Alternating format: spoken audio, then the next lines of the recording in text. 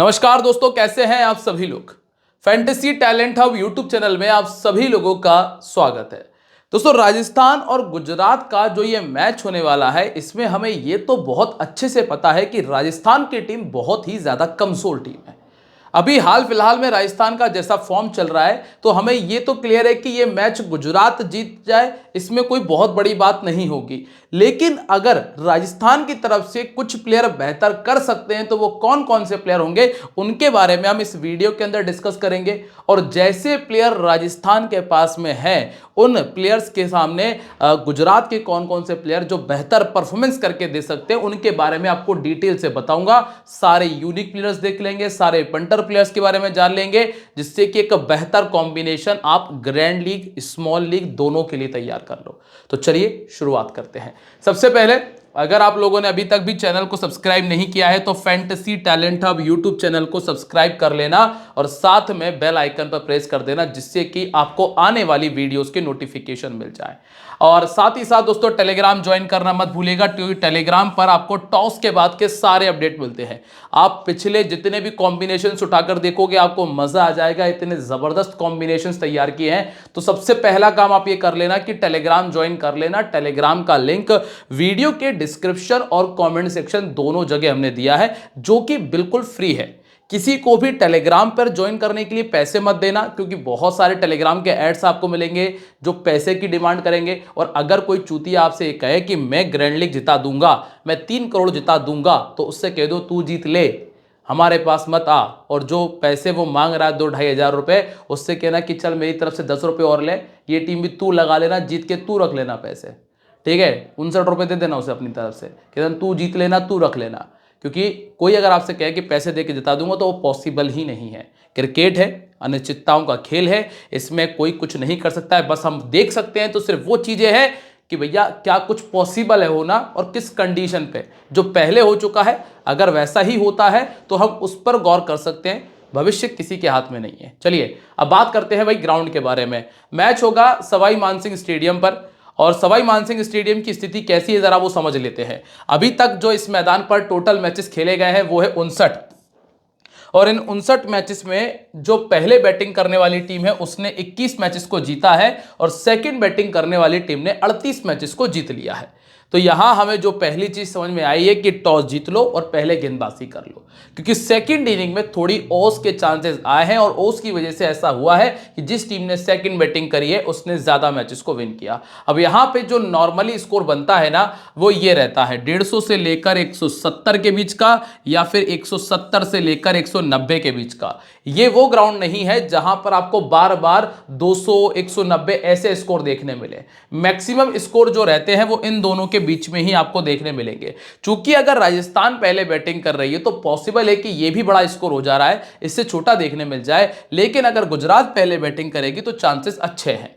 अब सीधा चलते हैं और बात कर लेते हैं जरा ग्राउंड के बारे में कि ग्राउंड पर हुआ क्या क्या है। पहले लास्ट टाइम आपने देखा लखनऊ ने 180 बनाया था और राजस्थान 178 बना पाई थी इस मैच के अंदर, और यह मैच हार गई थी। लास्ट मैच में, लास्ट ओवर में जाकर आवेश खान ने 9 रन थे वो सेव कर लिए थे।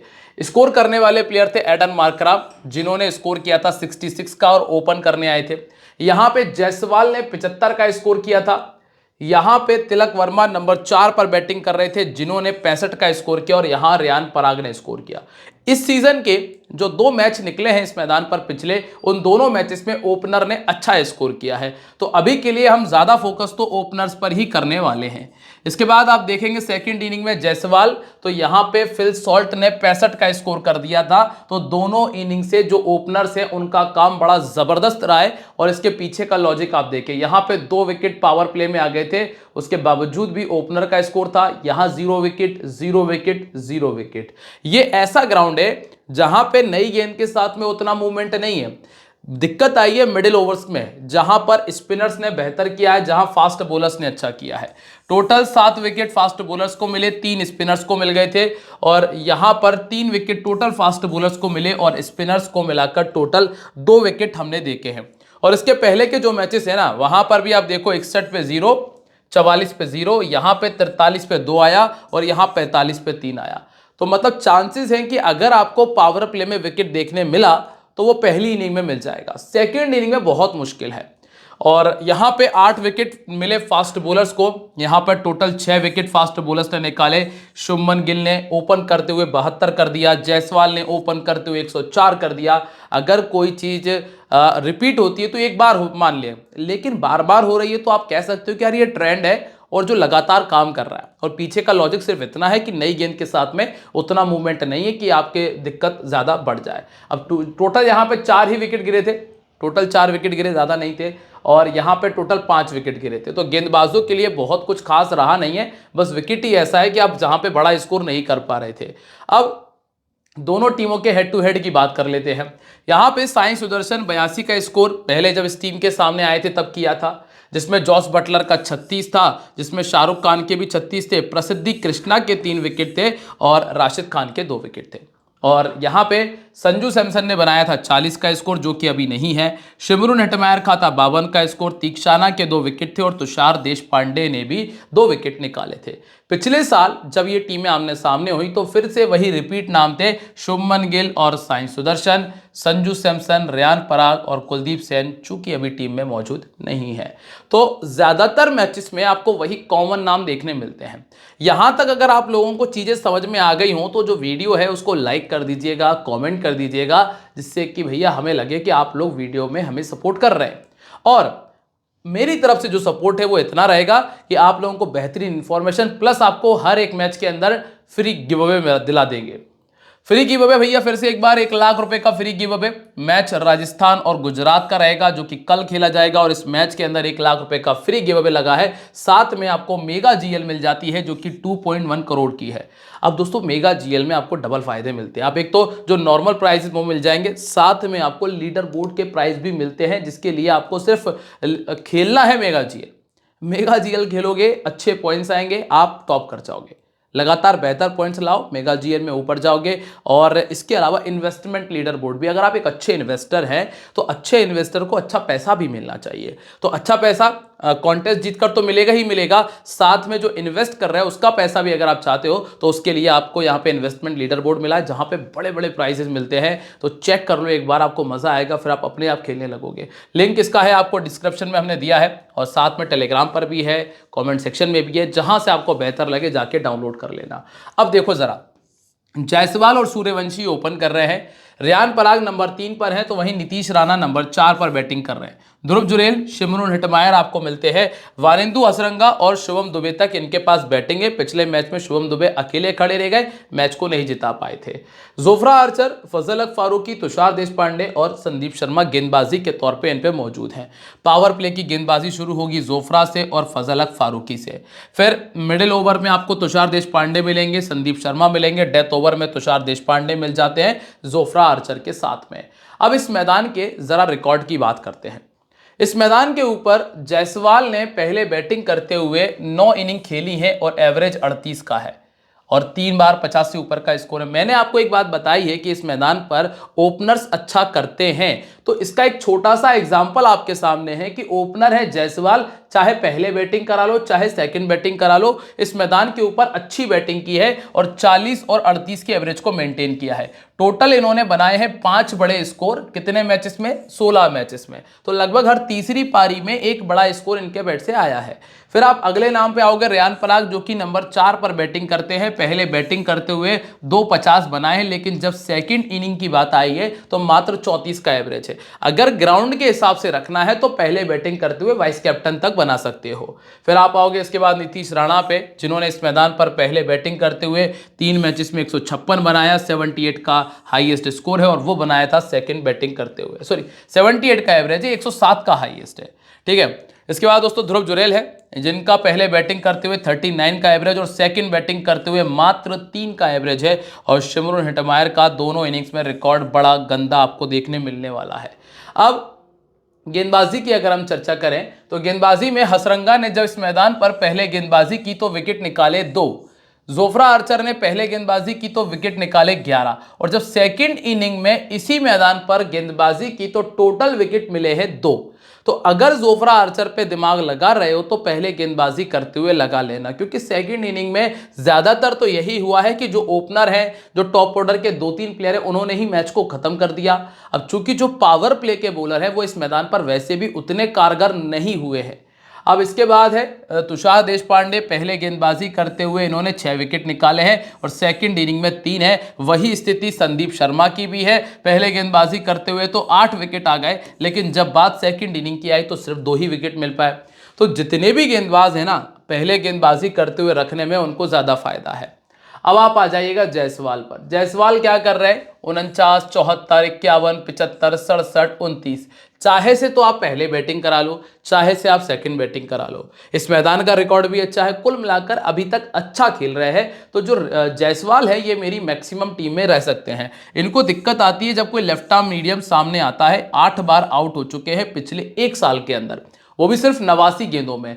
सामने जो टीम है उनके पास में आपको लेफ्ट आर्म मीडियम के तौर पे अरशद खान मिल सकते हैं, लेकिन मुझे नहीं लग रहा कि अरशद खान उतने इफेक्टिव रहेंगे। फिर आते हैं वैभव सूर्यवंशी। दोस्तों इस लड़के में मुझे पोटेंशियल नजर आया है, अगर थोड़ा सा संभल कर खेलेगा। जरूरी नहीं कि हर गेंद पे छक्के मारे जाए, लेकिन अगर पिच पर खड़ा रहेगा तो ये आपको बहुत आराम से 50-60 का स्कोर करके दे सकता है। सिलेक्शन परसेंटेज बहुत कम है, डिफरेंशियल पिक का आपके लिए काम कर जाएगा। तो वैभव सूर्यवंशी को आप चाहो तो जीएल की टीम में जगह दे सकते हो। इसके बाद नंबर 3 पर आपको कौन सा प्लेयर मिलेगा? वो है रेयान पराग।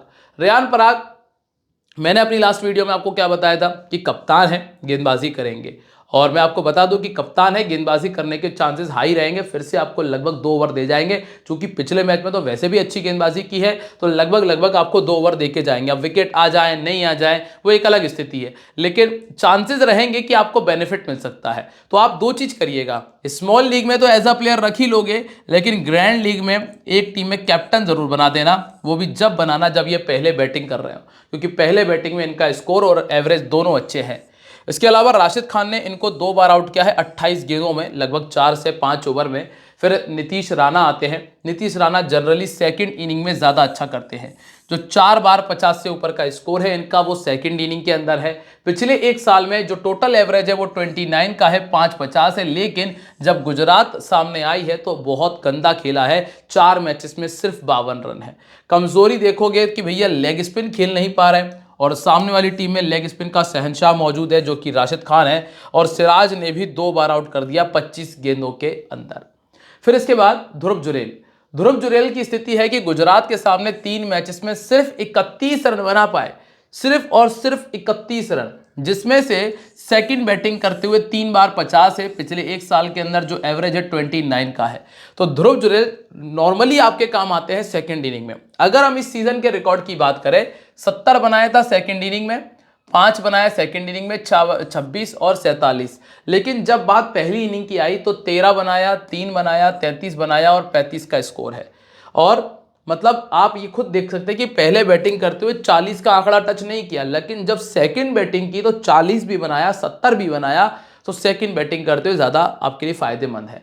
इसके बाद सिमरू नेटमायर, ये आपके उतने काम है नहीं, बड़े से वो लेके आ जाते हैं। समझ रहे हो बड़ा सा क्या है इनका? जो बड़ा सा इनका जो है वो बहुत गंदा है, और 3 बार आउट हो चुके हैं लेग स्पिन से। सिराज ने 2 बार आउट कर दिया, राशिद खान भी इनको 3 बार आउट कर चुके हैं।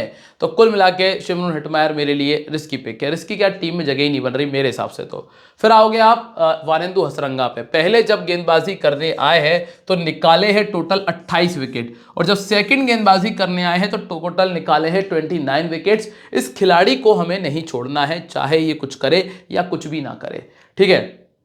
इसके बाद अगला नाम है शिवम दुबे का, और शिवम दुबे ने उतना कुछ खास किया नहीं है, तो इस खिलाड़ी को अवॉइड कर सकते हो। हालांकि अगर बैटिंग ऑर्डर बदलता है तो फिर एक अलग बात है। अब इसके बाद अगला नाम है जोफ्रा आर्चर का। जोफ्रा आर्चर ऑलमोस्ट आपको 1 विकेट निकाल कर दे सकते हैं। अब मैंने 1 विकेट से ज़्यादा क्यों नहीं बोला, इसके पीछे का लॉजिक है कि सामने की जो टीम है उसके ओपनर्स बड़े कमाल के हैं। अगर ओपनर आउट कर लिए फिर तो 3-4 विकेट खा जाएंगे, लेकिन अगर ओपनर इनसे आउट नहीं हुए ना तो फिर इनको पूरे मैच में 1 ही विकेट मिलेगा। अब इनका बैटल आपको देखने मिल सकता है साई सुदर्शन से।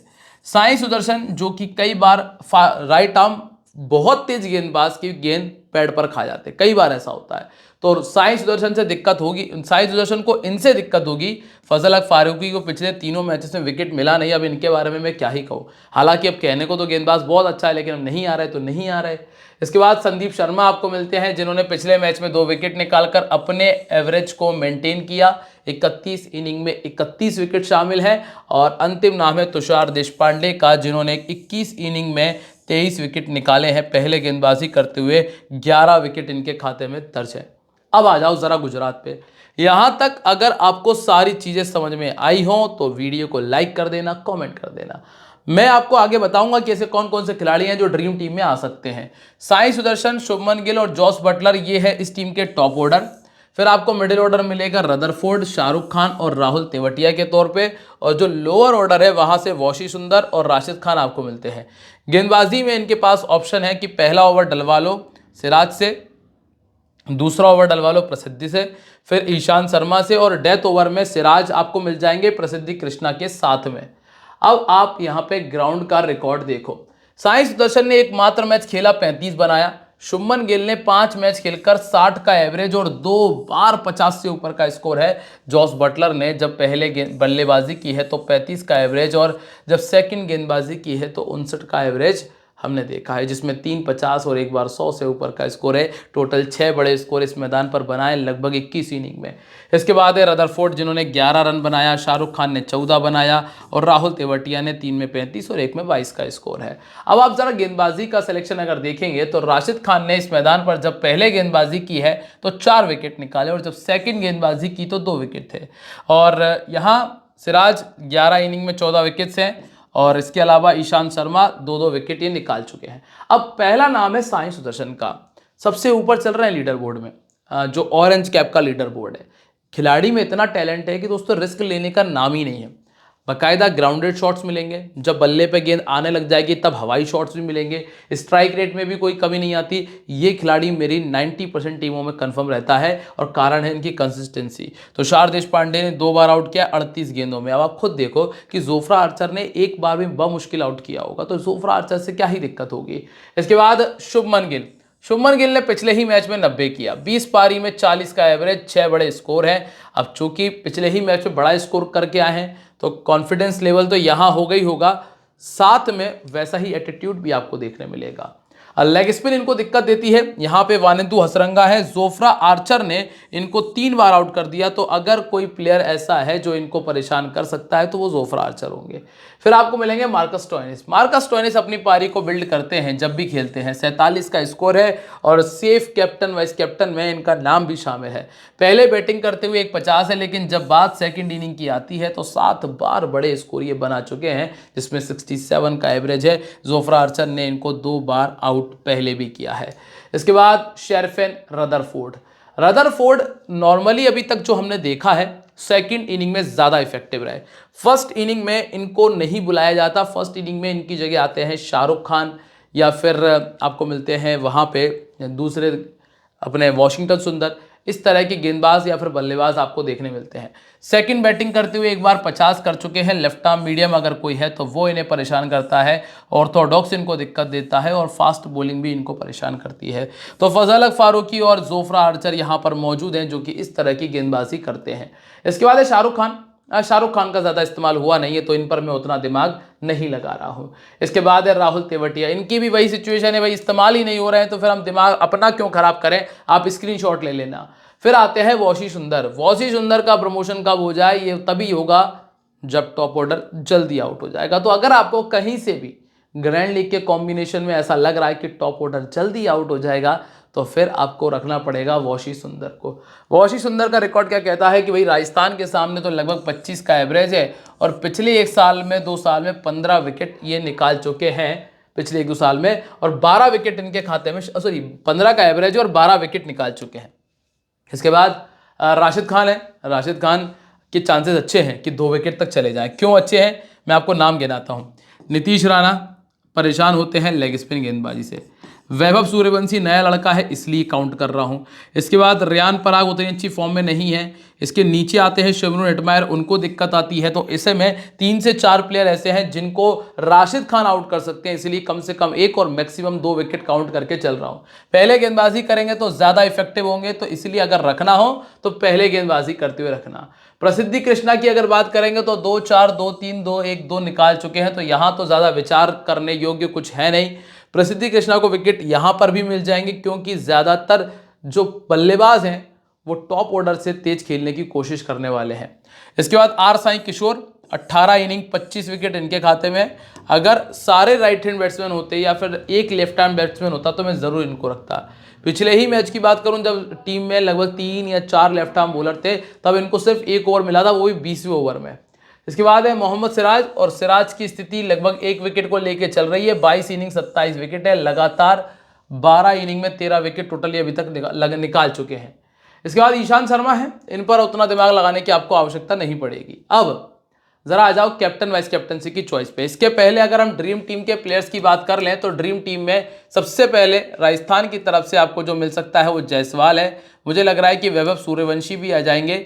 इसके बाद सीधा नीतीश राणा को छोड़ रहा हूँ, ऋषभ पंत को छोड़ रहा हूँ, और फिर नीचे ऐसा कोई प्लेयर है नहीं है, तो सीधे गेंदबाज पर आ जाएंगे हम। यहाँ पे जायसवाल और वैभव सूर्यवंशी के बाद में जो गेंदबाज मौजूद हैं, जिसमें वानिंदु हसरंगा के चांस काफ़ी बेहतर नज़र आते हैं, और एक गेंदबाज और आ जाएगा, जैसे कि आपको तुषार देशपांडे या संदीप शर्मा मिल सकते हैं, इन पे नज़र रख लेना। अगर हम बात कर रहे हैं दूसरी टीम गुजरात के बारे में, तो गुजरात की तरफ से जॉस बटलर आ जाएंगे, और मैं इस बार छोड़ के चलूंगा अपने लेफ्ट आर्म बल्लेबाज साई सुदर्शन को। शुभमन गिल आ जाएंगे, और शुभमन गिल के साथ में कौन आएगा? शुभमन गिल के साथ में आपको यहाँ चांसेस हैं, रिस्की रहेगा वॉशिंगटन सुंदर का। बाकी प्रसिद्धि कृष्णा और मोहम्मद सिराज के चांसेस अच्छे हैं कि ये आपको ड्रीम टीम में देखने मिल जाए, और इनके साथ वॉशी सुंदर के साथ में राशिद खान आ सकते हैं। अब कैप्टन वाइस कैप्टन तो क्लियर है, साई सुदर्शन, जॉस बटलर और जायसवाल। जीएल में जाओगे तो प्रसिद्धि कृष्णा, वैभव सूर्यवंशी और शुभमन गिल को आप अपना कैप्टन वाइस कैप्टन कर सकते हैं। अब टीम कॉम्बिनेशन क्या कहता है कि भाई बटलर को रख लो, साई सुदर्शन को कप्तान बना लो, जायसवाल हैं, गिल हैं, रियान पराग, वानिंदु हसरंगा और फजल फारूकी बना लो। इसके बाद राशिद खान, आर साई किशोर, सिराज और प्रसिद्धि कृष्णा मेरी टीम में जगह बना रहे। तो दोस्तों ये वो कॉम्बिनेशन है जिन्हें आप स्मॉल लीग में इस्तेमाल कर सकते हो, लेकिन अगर आपको लग रहा है कि कुछ बदलना है तो मेरे साथ ग्रैंड लीग में आ जाओ, सॉरी ग्रैंड लीग की वीडियो और टीम में आ जाओ, जो कि मैंने आपको दी है टेलीग्राम पे। टेलीग्राम का लिंक आपको मिलेगा वीडियो के डिस्क्रिप्शन और कॉमेंट सेक्शन में।